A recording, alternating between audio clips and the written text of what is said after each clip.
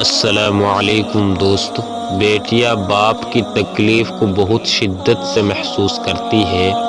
اللہ نے بیٹی کے سینے میں باپ کے لیے جو محبت اور جذبے رکھے ہوئے ہوتے ہیں وہ احساسیت بیٹا نہیں رکھتا جو بیٹی رکھتی ہے، اور سب سے زیادہ احساسیت باپ کے لیے جس وجود میں ہوتی ہے ماں کے بعد، وہ بیٹی کے دل میں اور اس کے وجود میں ہوتی ہے۔ محبت میں دو طرح کے گنہگار ہوتے ہیں، ایک جو بے وفا ہوتے ہیں، دوسرے جو وفاؤں کے لیے روتے ہیں۔ ہمارا کوئی بھی حق نہیں بنتا ہے کہ ہم کسی بھی انسان کے بارے میں بات کریں۔ کوئی انسان کتنا بھی اچھا ہو، کتنا بھی برا ہو، ہم ان کے کردار پہ سوال نہیں اٹھا سکتے۔